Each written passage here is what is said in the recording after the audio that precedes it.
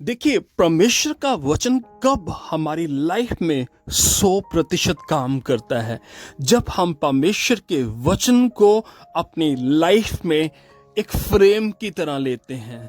जैसे कि राहाब तो एक प्रोस्टिट्यूट थी, बाइबल ऐसा कहती है, लेकिन उसने इस बात को अपने माइंड में फ्रेम कर लिया था, अपने माइंड में रख लिया था कि इजरायलियों का परमेश्वर मेरे देश के ऊपर भी कंट्रोल करेगा, यानी कि हमारा देश भी परमेश्वर के सामने, यहोवा के सामने हार जाएगा। आपको एक मैं जिंदा टेस्टमनी देना चाहता हूं, पास्टर जोएल ऑस्टिन की मदर की। आपने शायद उनकी टेस्टमनी को सुना होगा। पास्टर जोएल ऑस्टिन की मदर जब हॉस्पिटल में गई, पता चला कि उन्हें कैंसर है, और जब उनको इस बात का पता चला अचानक ही मुझे कैंसर है, तो उन्होंने अपने माइंड में इन चीजों को फ्रेम करना शुरू कर दिया, जैसे कि अब मैं दुबली पतली होना शुरू कर दूंगी, अब मैं कमजोर पड़ना शुरू कर दूंगी, अब मेरे शरीर में कमजोरियां आ जाएंगी। ये सारी बातें जब उन्होंने अपनी डिटेल को देखा, अपनी रिपोर्ट को देखा, तो उन्होंने इन सारी बातों को अपने माइंड में फ्रेम करना शुरू कर दिया। वो परेशान रहती थी कि अब क्या होगा, ये बातें उनके माइंड में चल रही थी। एक दिन खुदा ने उनसे बातचीत की, उन्हें एक तरह का प्रकाशन मिला और उन्होंने कुछ अलग सा किया। अब जब जोएल ऑस्टिन घर में आते हैं तो वो अपनी मदर के उस काम को जो उन्होंने अजीब सा किया था देखकर हैरान होते हैं।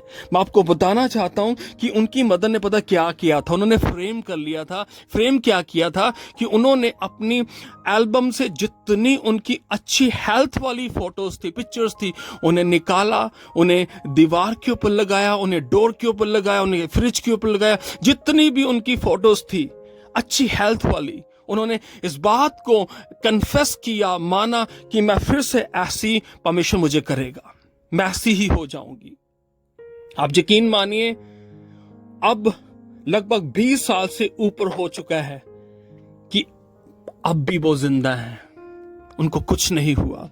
आपको बताना चाहता हूं यीशु मसीह के नाम में, जैसे जिन विचारों को, जिन शब्दों को हम अपने माइंड में फ्रेम करेंगे, वैसे ही परमेश्वर का वचन हमारी लाइफ में काम करेगा। राहाब की लाइफ को हम जानते हैं, वो एक प्रोस्टिट्यूट थी, लेकिन वो फ्रेम कर चुकी थी कि मेरा देश परमेश्वर यहोवा के सामने हार जाएगा। इसलिए आपको मैं बताना चाहता हूं यीशु मसीह के जिंदा नाम में, आप अच्छी अच्छी बातों को कन्फेस कीजिए।